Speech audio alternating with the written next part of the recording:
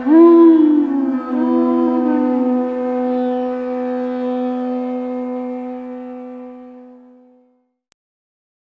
Namo Bhagavate Vasudevaya.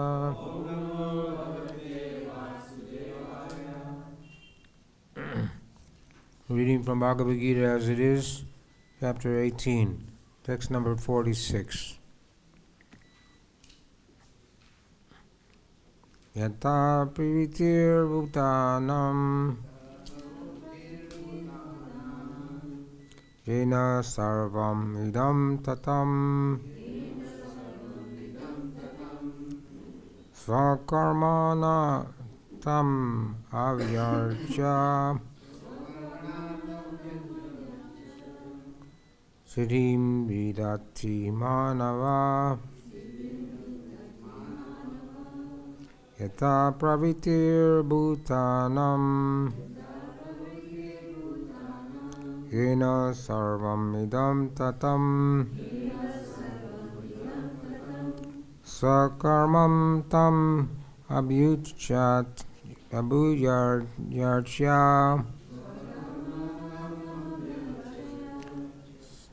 siddhim bhati mananava. Word for word. Yata, from whom? Pariti, the immense and emanation. Bhutanam, of all living entities. Yena, by whom? Sarvam, all. Idam, this. Tam, is perverted, is pervaded. Sakarmana, by his own duties. Tam, him. Abhyarcha, by worshipping. Irim, perfection. Vidati, achieves. Manavaha, a man. Translation by His Divine Grace A.C. Bhakti-Vedanta Swami Srila Prabhupada. By worship of the Lord, who is the source of all beings and who is all-pervading, a man can obtain perfection through performing his own work. Please repeat. By worshiping of the Lord, who is the source of all beings and is all-pervading, a man can attain perfection in performing his own work. Om Arganataramdasya Janandana Slakaya Sakshurunitam Jena Tasmei Shri Gurve Namaha Sri Chaitanya Manobhistam Sapitam Yena Bhutale Swayam Rupa Kadamayam Danti Swapadantikam Vanchakalpatrubhyascha Kripasindu Evacha Panam Pavnevyo Vaishnevyo Namo Namaha Sri Krishna Chaitanya Prabhu Nityananda Sri Advaita Gadadhar Sri Vasudeva Gaur Bhaktivinoda Hare Krishna Krishna Krishna Hare Rama Rama Rama Hare Hare.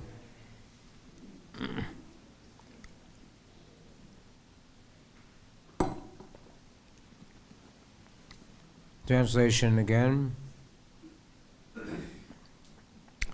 Now I'll read the purport. Purport by His Divine Grace A.C. Bhakti-Vedanta Swami Prabhupada. As stated in the 15th chapter, all living beings are fragmental parts and parcels of the Supreme Lord. Thus, the Supreme Lord is the beginning of all living entities. This is confirmed in the Vedanta Sutra, Janmarya Shayataha. The Supreme Lord is therefore the beginning of life of every living entity, and as stated in the 7th chapter of Bhagavad-Gita, Supreme Lord, by his two energies, his external energy and internal energy, is all-pervading. Therefore, one should worship the Supreme Lord with his energies. Generally, the Vaishnava devotees worship the Supreme Lord with his internal energy. His external energy is a perverted reflection of the internal energy. The internal energy is the background for the Supreme, but the Supreme Lord, by the expansion of his plenary portion as Paramatma, is situated everywhere. He is the Supersoul of all demigods, all human beings, all animals, everywhere. One should therefore know that as part and parcel of the Supreme Lord, one has his duty to render service unto the Supreme. Everyone should be engaged in devotional service to the Lord in full Krishna consciousness, as recommended in this verse. Maimsa jiva loke jiva bhuta sanatana manasanstani indrani bhagashi kanti karshati.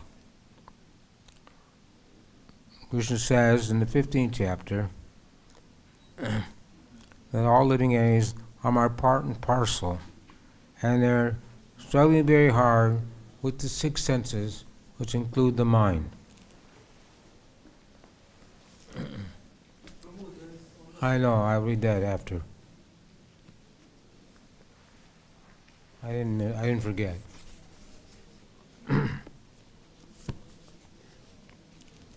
So, this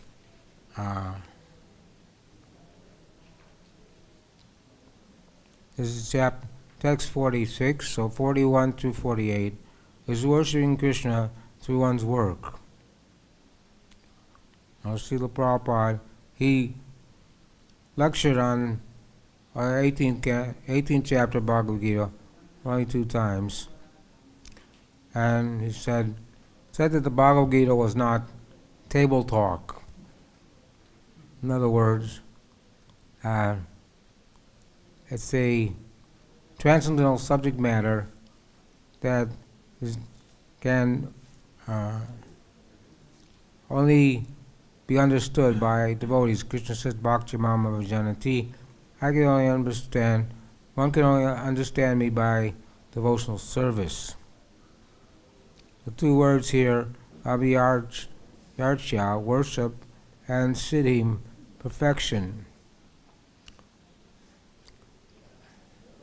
So, this chapter is called the perfection of renunciation.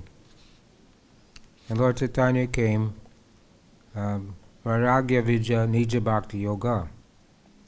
He came to teach Vairagya and renunciation, and knowledge and renunciation, which fosters pure devotional service. So the Bhagavad-Gita was spoken 5,000 years ago, and also Srimad Bhagavatam was compiled 5,000 years ago. When Maharaj Parikshit was the king, he was out hunting, because that's what kings do, hunting, and they have to practice the art of their martial arts, and they have to sometimes kill animals for sacrifice. But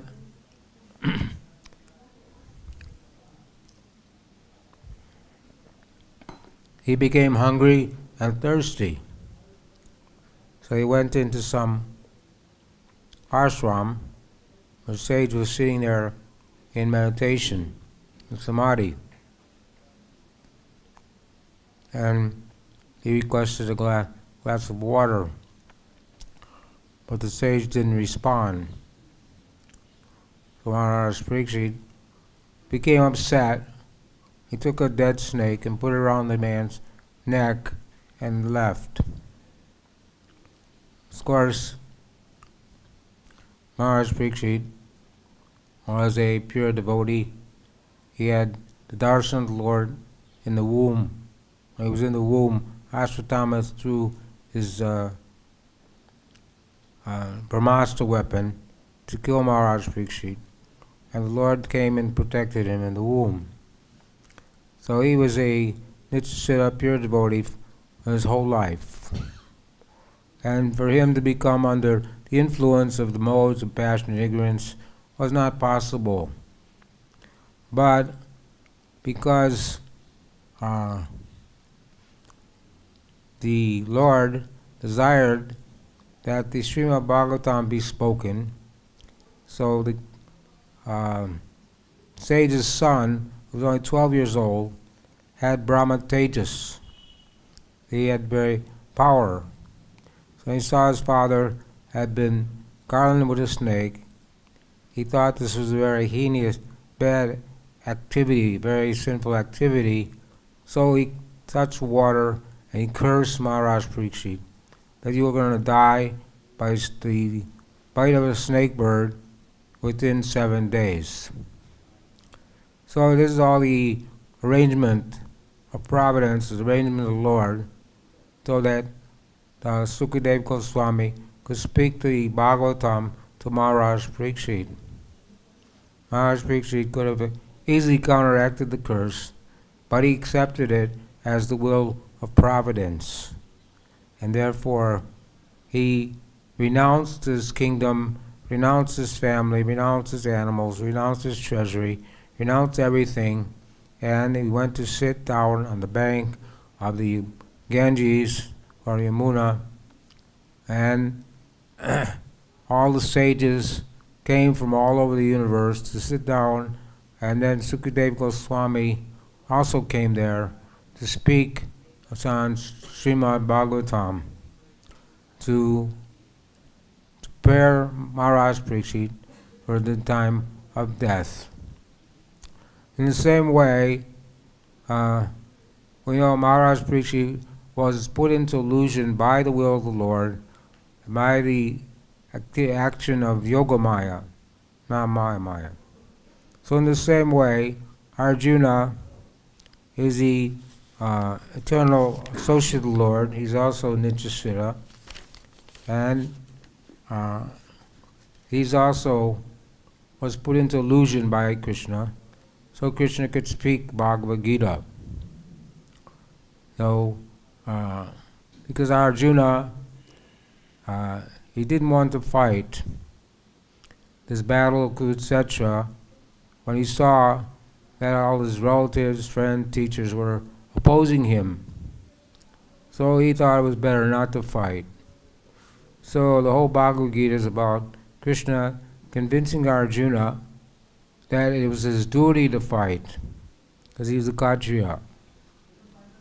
And this verse is saying that you should do your duty, and then you can attain perfection. So this last chapter of Bhagavad-Gita, describing the different modes of nature, and still trying to convince Arjuna that he will not be subject to any sinful reaction, and that if he works for Krishna and pleases Krishna, he'll get the highest benefit. So first of all, Prabhupada is saying in this purport that all living entities are part and parcel of Krishna. So, Srila Prabhupada came to the West to preach Krishna consciousness, and he was a very strong preacher, and was able to tell us what is what and who's who. Generally, people have this Mayavadi conception of life, which pervades all over the world, that everything is one, and that God is not a person, and to merge into the Brahman, or merge at the end of life, is the goal of life.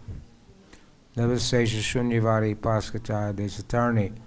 So Prabhupada came to defeat this misconception.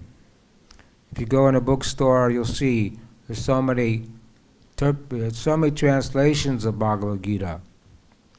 But this is Bhagavad-Gita Atharup, or as it is. Because other people have translated Bhagavad-Gita and given their own personal interpretation without actually knowing the true meaning of Bhagavad-Gita. And like I said, unless one's a devotee, bhakti-mama jananti. Unless one is a devotee of Krishna, you can't understand Bhagavad-Gita. So there's many translations of Bhagavad-Gita, but they don't give the true understanding. People who are materially motivated, who wrote the Bhagavad-Gita to get money or for name and fame, couldn't give the proper understanding of the Bhagavad-Gita. So Prabhupada wanted everyone to understand that we're not, everything is not one, and that we're not God. We can never become God. That we're always subordinate to God.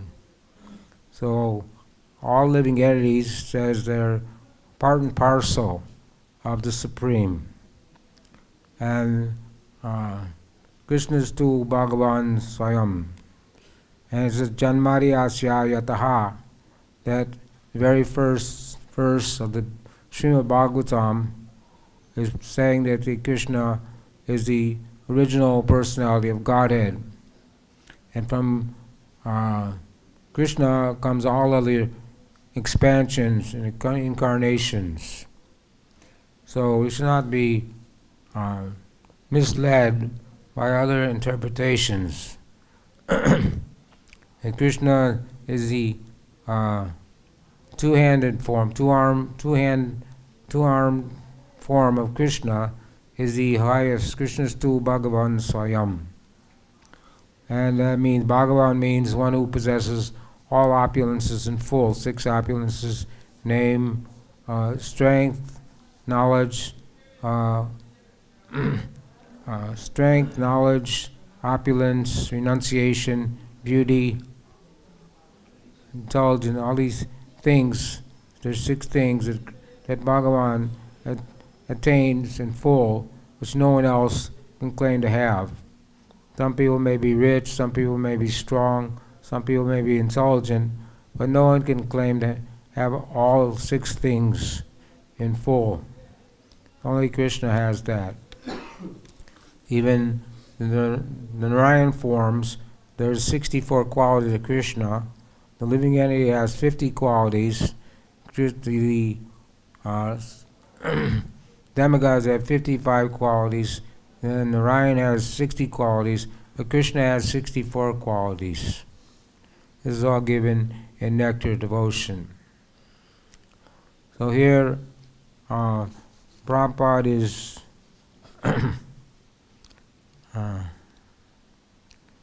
stressing the fact from the 7th chapter of Bhagavad-Gita,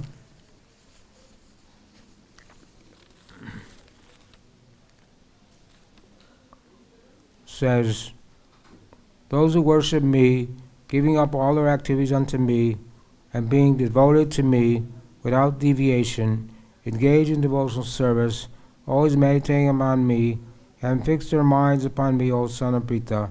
For them I am the swift deliverer from the ocean of birth and death. So everybody, Janma Mrityu Jaravadi, that is the law of the material nature.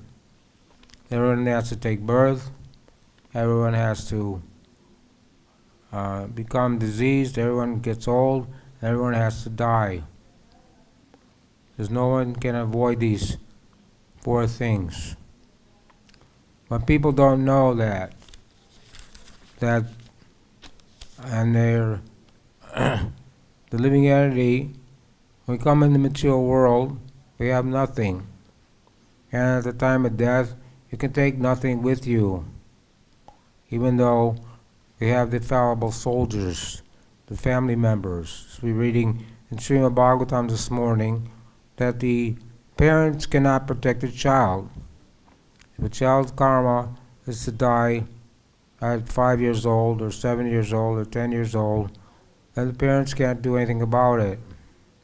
The doctor can administer so much medicine and try to save the patient, but if someone's karma is that he has to die, at a certain time, the doctor can't prevent that.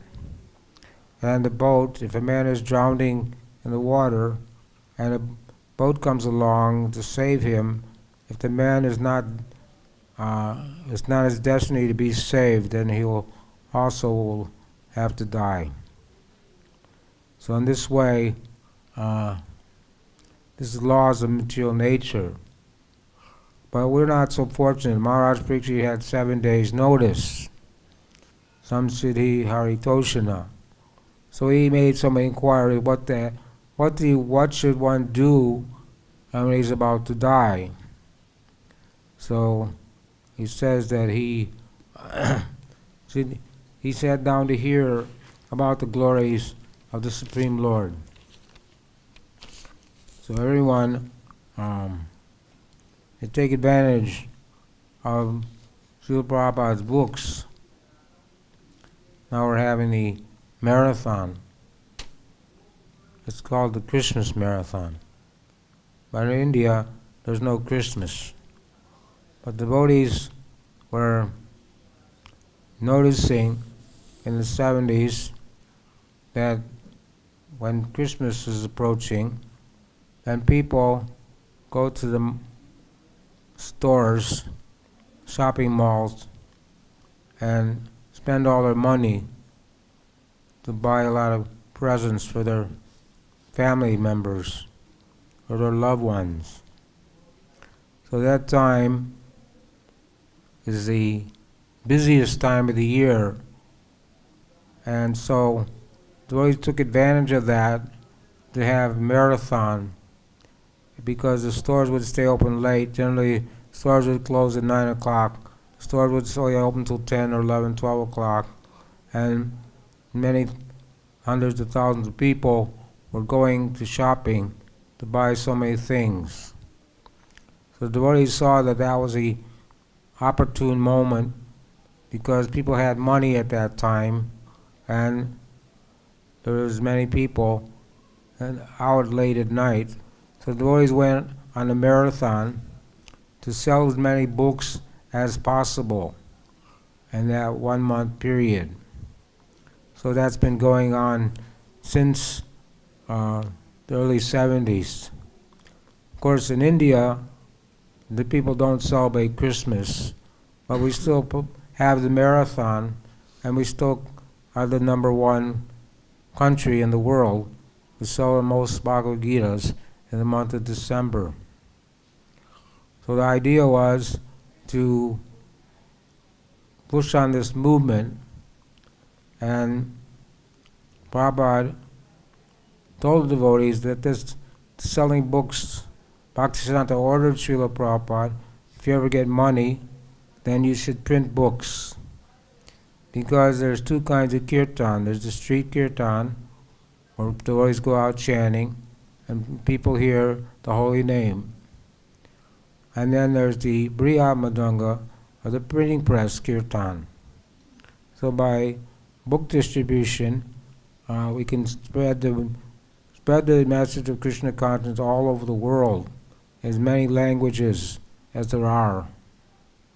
And when people get a book and they take it and they put it in their house, they don't throw away books. Nowadays everything's computerized and people don't read books so much. But there's so many stories of people who got a book. One man in Delhi, his son-in-law got a Bhagavad-Gita, and he gave it to his father-in-law and said, "I'm not going to read this book, you take it." So he took the book, the father-in-law got the book, Bhagavad-Gita, started reading it, started going to the temple, and became an initiated devotee. So this is the benefit of Bhagavad-Gita. Krishna spoke the Bhagavad-Gita, so it's not different than Krishna. Krishna's pastimes, form, qualities, everything, Krishna's name, all non-different than Krishna. So by reading Bhagavad-Gita, one becomes inspired to take up Krishna consciousness. Sinful people. One man this man in Delhi was a sinful person. All his life he was an atheist. But when he got the Bhagavad-Gita and started reading it, started associating with devotees, started going to the temple, he changed his whole lifestyle. And his family members all said, "You're crazy. Because now you don't eat meat, now you don't gamble, now you don't take intoxication, now you don't have any more girlfriends. So what's wrong with you?" So, same thing happened to one man in Maharashtra. He was a man involved in politics. He had a meeting, restaurant. He was a drunkard. When his father died, his father told him to read one book in the Maharashtra language, some scripture. So he went to read that book when his father died, but he couldn't understand it. But at the same time, he found a copy of Bhagavad-Gita in the Maharashtra language. So he read the Bhagavad-Gita, and he understood that, and now he's became an initiated devotee and gave up all his bad habits, and along with all his family members. So this is why we're participating in the marathon now. The devotees are going out all over India to spread this Krishna consciousness movement. So here we're talking about perfection of renunciation. And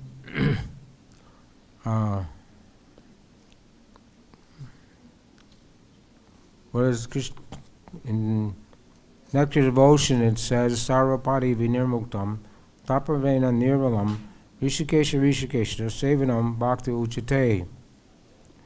That Krishna is the master of the senses.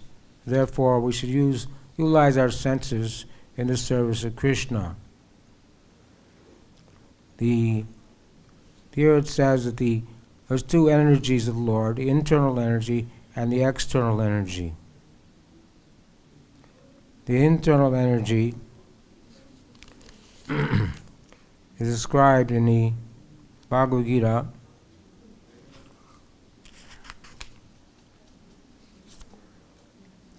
Besides these, O Almighty Arjuna, there's another superior energy of mine.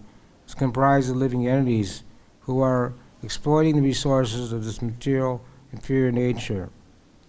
So he says, earth, water, fire, air, ether, mind, intelligence, false ego, all these together, these eight comprise my separated material energy. And the living entity is the marginal energy, and the internal energy is the spiritual energy. All created beings have their source in these two natures. All that is material, all that is spiritual in this world, know for certain that I am both the origin and dissolution. So these two energies are always existing. When the living entity comes in the material world, comes under the influence of the external energy. Now the first living being was Lord Brahma, and he was born from the lotus flower. So he understood that he was meant to create the universes, populate the universes. He's the secondary creator. But he didn't know how to do that. So he tried to trace out the source of his lotus flower, the source of his existence, but he couldn't do that either. Then he heard the syllable tapa. He heard the word tapa, which means tapasya, austerity. So he sat in penance, in meditation, which is a form of bhakti-yoga, for 100 years, or 1,000 years of demigods. Some place says 100 years, some place 1,000. It was 20 million years. And by doing that, the Supreme Lord was pleased with him. And Lord Vishnu came and shook his hand. And then he imparted all Vedic knowledge, showed him the Vaikuntha world, and imparted Vedic knowledge unto him. And then he was able to create the universe, create everything as the secondary creator. But so this is by the internal potency, and Lord Brahma was empowered by Krishna to create all the living entities and then populate the universes. But says here the devotees worship both Krishna and his energies. So they asked Prabhupada in one lecture or one interview that what the Hare Krishna Maha Mantra meant, and Prabhupada said that Krishna, Hare is the energy of Krishna. So by chanting Hare Krishna, Krishna Krishna, Hare Hare, Hare Rama, Rama Rama, Hare Hare, we're worshipping Krishna and his energy, Srimati Radharani. And this is the Yuga Dharma. Harinam, Harinam, Harinam, Eva Kevalo, Kaluna Stebana, Stebana, Steba, Gatiranyata. In Kali Yuga, this is the age of quarrel and hypocrisy. In the other ages, people were not so sinful, people were not so degraded, people didn't suffer so much as they do in Kali Yuga. And we'll see how we heard from Kadambakana Swami how everything is so polluted that he went to recuperate from his cancer, but this 30 miles away from where he was recuperating was a atomic reactor which was leaking atomic radiation. And if you drink something out of a plastic bottle or whatever, you're getting all the radiation, so you can't escape it, because they've twisted the arm of nature. Material nature is such that everyone can live peacefully in this world. But by this is the Iron Age, Kali Yuga, the Industrial Age, and they're thinking that they've made everything so nice so people can live peacefully. But it's just the opposite, Maya Sukaya. They invented the car so people can move fast and go play places very fast.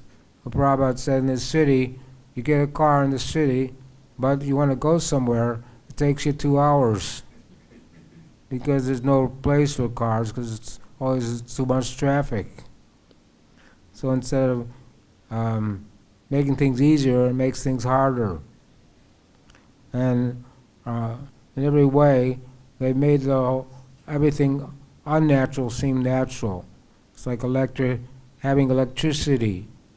They have to go down 5,000 miles at the bottom of the ocean to take out the oil so we can have electricity and have so many things.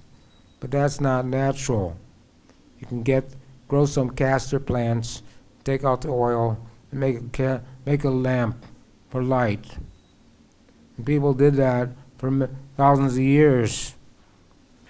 We know that in Satya Yuga, Treta Yuga, Dwapara Yuga, people lived very peacefully without electricity, without all these modern things, and there was a much better, much more advanced civilization. Scientists say that the modern civilization began 3,000 years ago. But the Bhagavad-Gita was spoken 5,000 years ago, so there's a gap, 2,000 years, when there was no civilization. So we don't accept that theory. Just like Darwin's theory says that the less intelligent animals, that man evolved from less intelligent to the most intelligent. But Brahma was the most intelligent living entity, and all the other livings come from the most intelligent. It's not that if someone is retarded, goes to school, and becomes the top student in his class at the end of 4 years. It's not the less intelligent becomes the most intelligent. It's backwards. So the less intelligent the most intelligent can't come from the less intelligent. They said man came from monkeys, man come from apes, but we don't accept that either. Because Darwin was only speculating, and he didn't know anything about the soul. So it's not the forms that are changing, it is the soul is transmigrating through 8,400,000 species until one comes to human form of life. So when one comes to human form of life, then one should not waste his human form of life, but he should perfect his life. And that is given in the Bhagavad-Gita, how to perfect one's life. That is a well-quoted verse.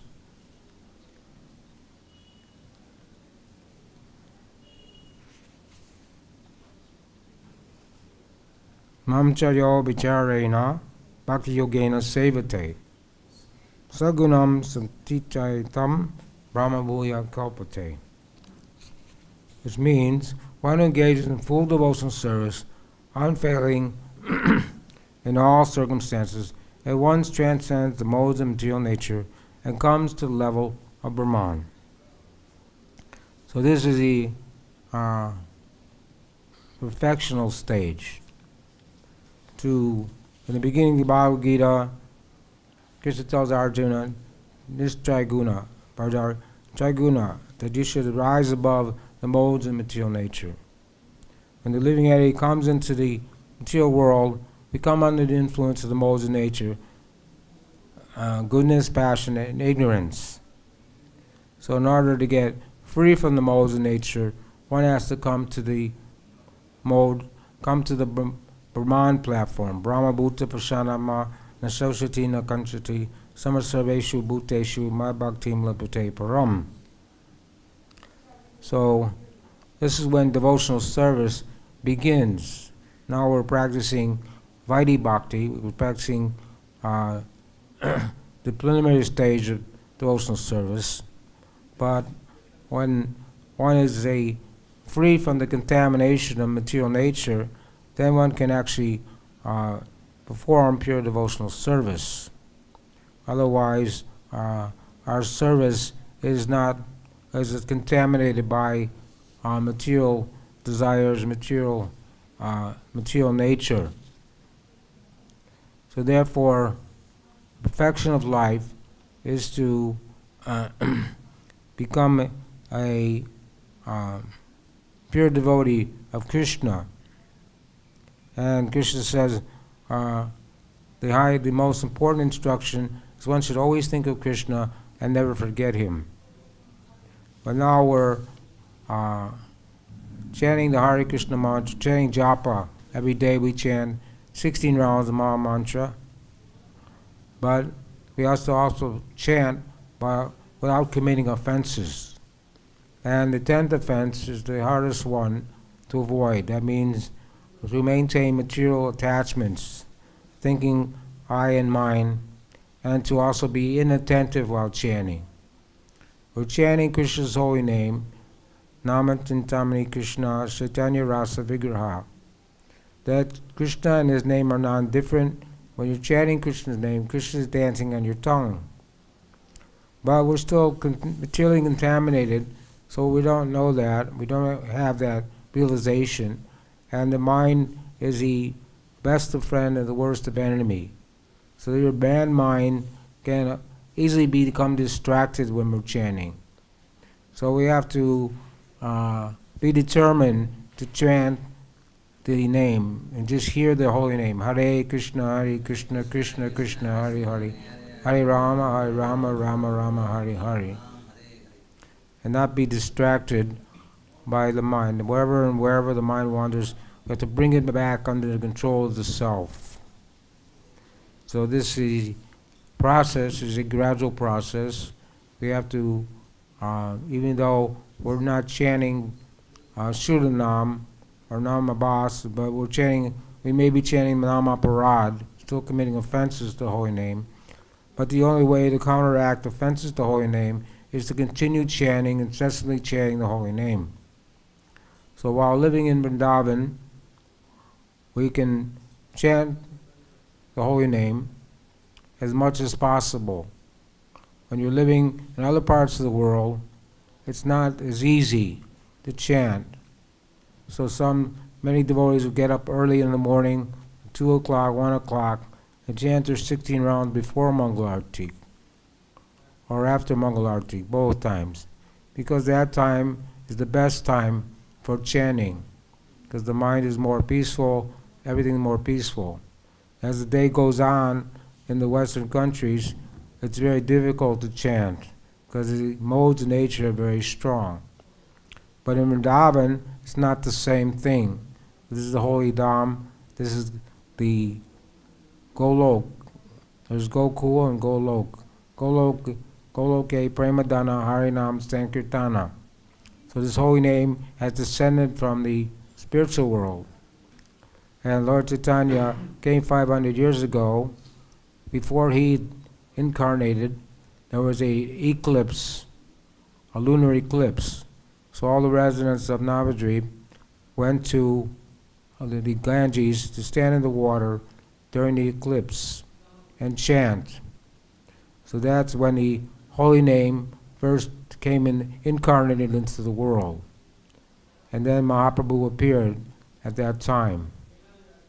So the holy name has been sent to help us to become pure and to get free from the influence of the modes of material nature. So we should always try to chant. At the time of initiation, everyone promises to chant 16 rounds every day. But in Vrindavan, you can chant 32 rounds, 64 rounds, much more if you have time, because it's easier to chant in Vrindavan, easier than anywhere else in the world.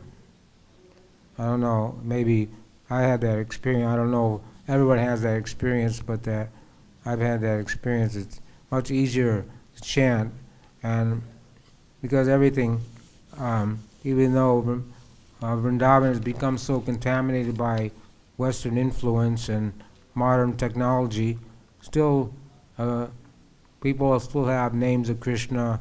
Still, the people are Krishna conscious in so many different ways. So we can be reminded of Krishna when we're living in Vrindavan. So we should try to utilize our time. It says one should 24 hours a day utilize this time to hear, chant, and remember the holy name, form, pastimes of Krishna. And this will bring us to the perfectional stage.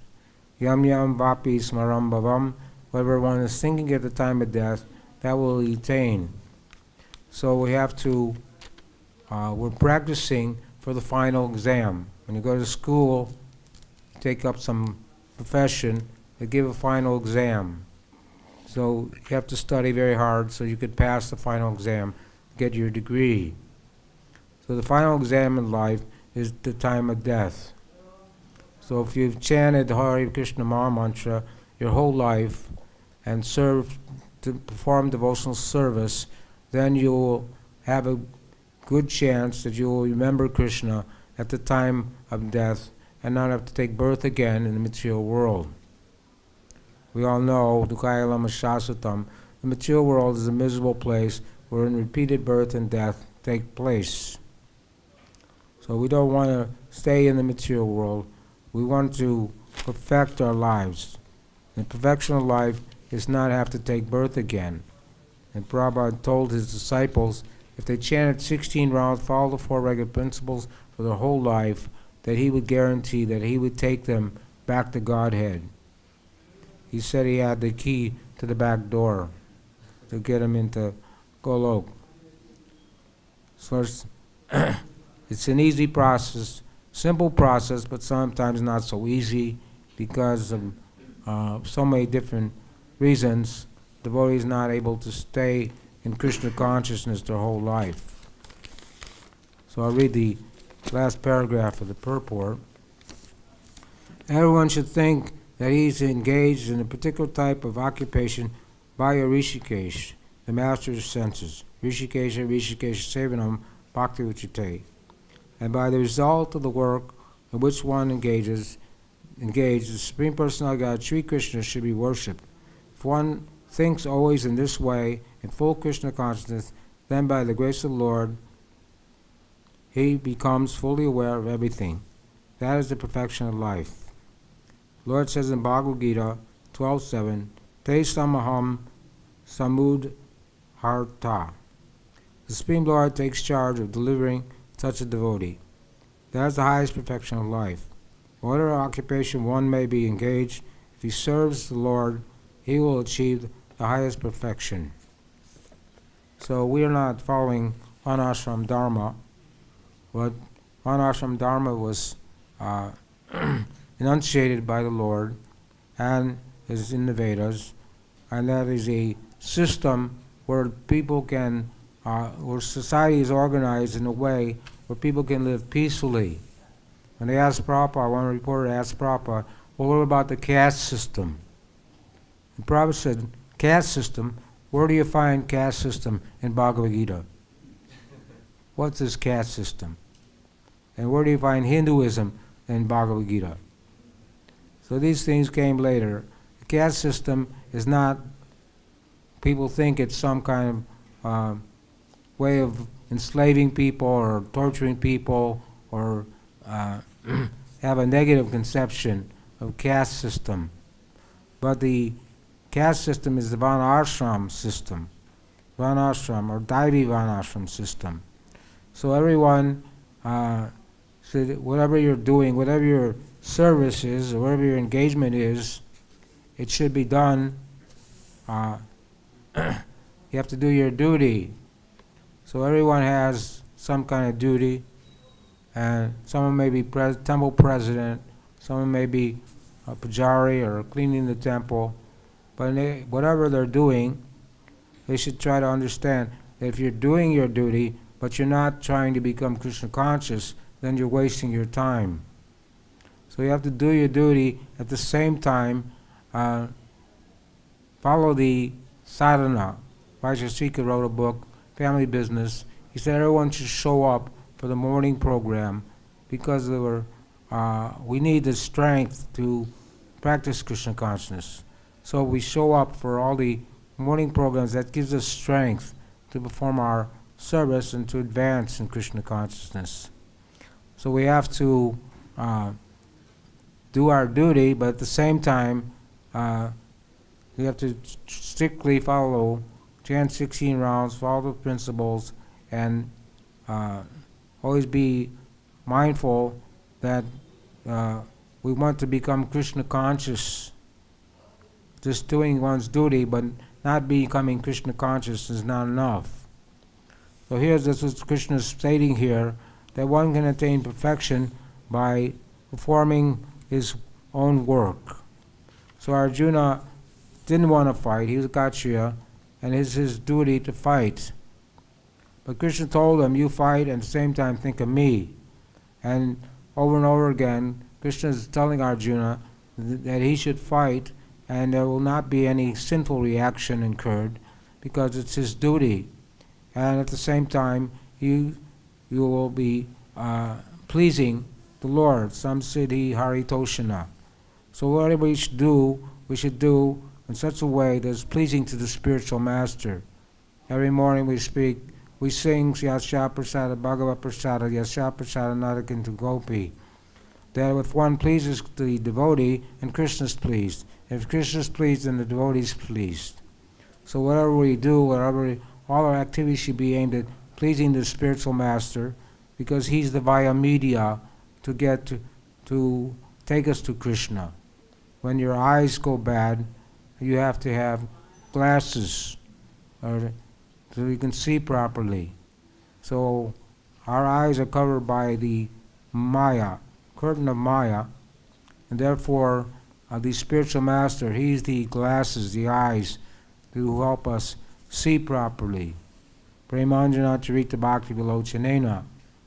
So when one has the eyes tinged with the salve of love, then one can see that this Vrindavan is actually Gokul, a replica of the Golok in the spiritual world.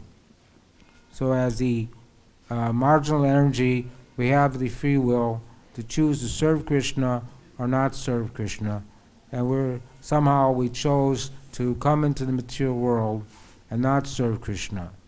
But now by the grace of the Guru Krishna Prasade Pai Bhakti Lata Bij, by the grace of the Guru and by the grace of Krishna, we've got the seed of devotional service planted within the heart, so we can become Krishna conscious and get free from the material modes of nature and go back home, back to Godhead. So we should not be confused in any way, and we don't. There's many religions in the world, but Bhagavad-Gita is a book which is giving the topmost philosophy. People are afraid of Bhagavad-Gita for some reason or another, but Bhagavad-Gita is explaining how one can utilize the human form of life to achieve the highest goal, which is Sarva Dharma Pujaja, Mamekam Saranamraja, Ham Tvam Sarva Pavnebhyo Mokshashami Masushaha. So to surrender to Krishna, this is the highest principle. When Lord Chaitanya was in South India, he met the Tapavadis and asked them how to attain perfection. And they said by following Varnashram Dharma. But Lord Chaitanya defeated their said no, that was not the highest way to attain perfection. The way to attain perfection is by following the 9 processes of devotional service, beginning with Shravanam Kirtanam, hearing and chanting. And when Ramananda Roy was asked by Lord Chaitanya what was the highest, how to attain the highest perfection, or what was the perfection of life, he also said that Varnashram Dharma was the way. But Lord Chaitanya also rejected that and said that was external, because Varnashram Dharma is a stepping stone, but there's no Varnashram Dharma in the spiritual world. And Varnashram Dharma is there, but if a person does his Dharma but doesn't worship Krishna, then it's like a man owning a cow, doesn't give any milk. So the Varnashram Dharma is there, but also at the same time, person has to become a devotee of Krishna, worship Krishna, become Krishna conscious at the same time. Whatever one is doing, he doesn't have to give up his occupation or give up his work, but he should add Krishna and give the results to Krishna. As Krishna says in the sect that you should work for me, but give the results to me. So many people know that they say, I'm doing my duty, I'm working, but they don't know they should give the results to Krishna. He used to say in all the train stations in India, service to man is service to God. Well, how is that? Service to man is service to man, and service to God is service to God. But devotional service to man becomes service to God. Not just service to man, which means opening hospitals, schools, this social welfare work. That is service to man, but it's not service to God. It becomes service to God if it's done in devotional service. So our service to man is to give people prasadam, to give people books, to give people Krishna consciousness. That is service to man, and that is service to God. Otherwise, it's just the Maya body interpretation. Service to man is service to God. We stop there. Any questions? I don't know if the microphone works. The question man always has a question. Is the microphone working? Question man.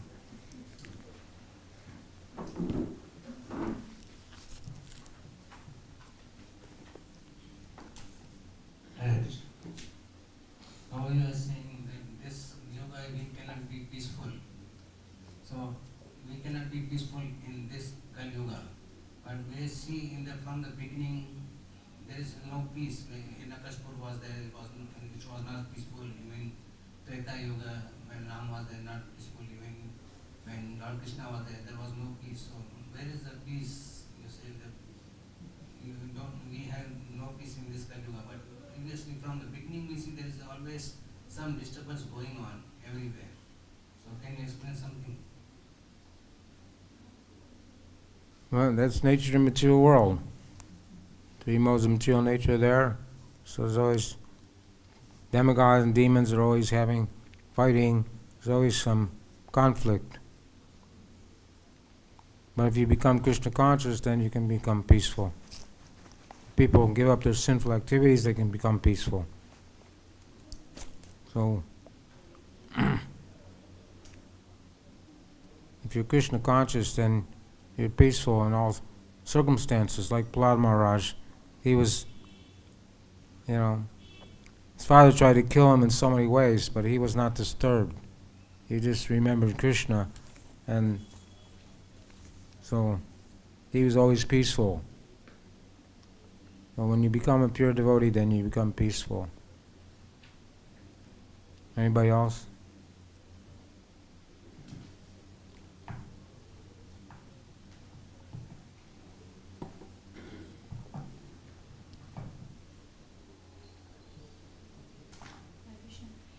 You were saying that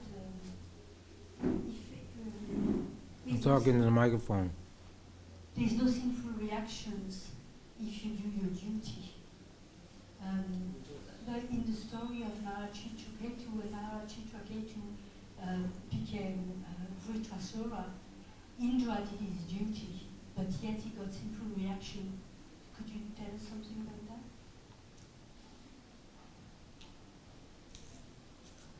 Well, that was all the arrangement of Krishna.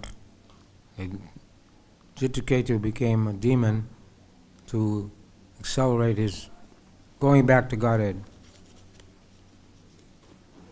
So he became a demon, but actually he was a devotee. So that Indra would kill him and then he'd go back to Godhead. You have to read that story again. It's there, it's all mentioned in full detail. I think what she's asking is, why did Indra get a sinful reaction for killing Vritrasura? Oh, was that the question? Yeah. Well, Indra got the sinful reaction because he killed a Brahmana. But yet he performed his duty because he was asked to do it. I know, but still, somehow or other, he had to suffer a sinful reaction. Can you answer that? I can. I hope you can. No, somehow he did the right thing, but he got the reaction. All the demigods were pleased with him for killing the demon, but still, because the demon was a Vaishnav, he had to suffer reaction.